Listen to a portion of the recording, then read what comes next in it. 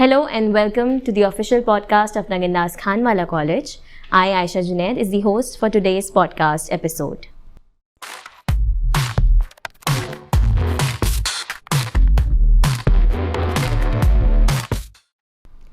We'd like to thank our principal, Professor Dr. Maushmi Datta, for providing us with the idea of starting our own podcast. We'd also like to thank Vice Principal and NKC Coordinator, Professor Dr. Mona Mehta, for supporting this idea. This podcast is an initiative with Internal Quality Assurance Cell, hosted by Department of Multimedia and Mass Communication. We are thrilled to have with us our dedicated faculty member of Nagindas Khanwala College, Mr. Furqan Sheikh, from the Department of Accounting and Finance.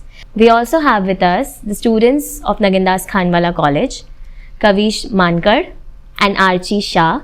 Kavish is from the Department of Management Studies and Archie from Financial Market. So sir, as we know that the budget of the year 2025-26 was presented in the Parliament by our Finance Minister, what is your take on the budget that was presented in the Parliament?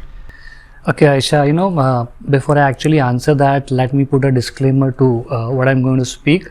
It's my opinion. There could be multiple opinions from experts, some of them who have been there in the industry for quite a few decades. I would say that in the past, many budgets have been named as populist budget, and there have been equal critiques about the budget. If I can get slightly on the wrong side of many people, a government presents a budget and typically the opposition would critique the budget. So there have always been a government presenting and there are critiques of and against the government. A populist budget will attract equal amount of criticism. This budget, I would say, after a very long time has been one of the budgets where there has been very less scope of criticism. Most of the people who are at the receiving end of the budget, whether it be the manufacturing side, the service people, the salaried employees, the traders, even students who will probably will be indirectly being benefited from the budget, almost all of them are happy. So I would say that post the budget, when I read newspapers and when I saw news channels, I have found very less criticism about the budget. So I would say yes, it was long due that we would be getting a budget where everybody is happy. Let's see how this because at the end of the day it's a budget, something that is estimated, and let's see how it goes with actual implementation in the coming year. So that's my take for the budget. So Kavish, as a student and as a citizen of this country, what is your overall idea of the union budget that has been passed? Okay, so basically it was one of the most highly expected budget. I mean, people had a lot of expectations from this budget, especially the middle class of our country. They have been complaining that they have been paying high taxes since past few decades, and they were very happy when this slab rate was changed. Eventually, there are some certain technicalities, that is, technically after I would say post rebate, they have got a lot of exemptions, relief on tax. And as a student, I would say that the government has allocated a sufficient amount of budget for education. There are more reforms needed apart from NEP, and it also requires more allocation of budget towards education sector. Considering that the world is now shifting towards artificial intelligence, and even India is also trying to implement that, but it comes with an added cost.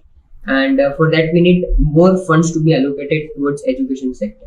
So sir, this budget proposes to make up to 12 lakhs of income for people to be tax-free in the new regime that has been passed, in the new taxation policy.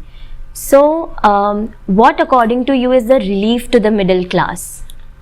I'll give a reference of movies in India. We've seen a lot of movies where there are cameos, and in some movies, one of the cameos is actually overshadows the main characters and so on. So the budget would cover many things. We talk about defense, we talk about manufacturing, we talk about the education sector and so on. But then the cameo for this budget was the exemption for the middle class up to 12 lakhs. In fact, many of us middle class people, salaried people, when the budget is presented by the finance minister, it lasts about anything from about an hour to, in some cases in the past, about 2 hours. But most of the people are glued to the screen, to their news channels and social media channels. Ki bhai, what is the tax limit that has been presented to the common people per se? The last regime of the government and the last 3-4 budgets that you talked about, there were tax limits that were increased from the previous slab rates, but those increases were hardly in the range of like a 50,000. Or 2.5 became a 3 lakhs ka exemption, 3 lakhs became a 5 lakhs ka exemption. This year, most of the people were expecting a 10 lakhs ka limits. And we were expecting we would have been very happy if we got that 10 lakhs ka exemption. It became 12 lakhs. It was like a wow factor. So if you could see, again, post-budget reactions on social media of the salaried people, everybody was praising the 12 lakhs ka exemption. But there's a flip side to it. People paying taxes is the revenue for the government, which indirectly comes back to us. So we pay taxes, the government need not overspend from their pockets on infrastructure and development. Now we paying less taxes means the government's kitty is slightly lesser. But then how would the government be allowing, obviously the government would know this, that people will have to pay less taxes. So if you are saving a lot of money by not paying taxes, tax exemptions are on the higher side, what would you do with that extra money? So Archie, do you think this budget definitely benefits the student in some way? Yes, definitely. I think this budget benefits the students. In the part of AI and artificial intelligence, the government has proved and opened many centers for it, and has boosted the education towards foreign countries as well. So I think people going to foreign have now eased it because the loan is getting more easier. The interest rate have been on lower rates. So this question is a common question for all three of you. How does the budget position India in the global economy? So I think our Prime Minister's biggest dream was Atmanirbhar Bharat, and this budget too focuses on that aspect as well. So the basic aim was that the world should recognize the local products of India, and through various skill development programs, as she mentioned, and also about as I mentioned about the gig workers as well. So the government is focusing the raw skills and the raw talent of India and showcasing it to the world through the various schemes. Furthermore, the government has also provided incentives and scholarships to our students.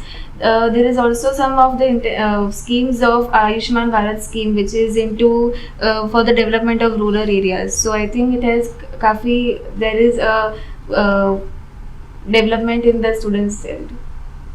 Thank you so much, sir, for being a part of this podcast. It was indeed my pleasure to listening to you. It was a pleasure being on the dais. Archie and Kavish, we had a wonderful interaction too. It was great listening to you too. Thank you for having us. Thank you. Thank you.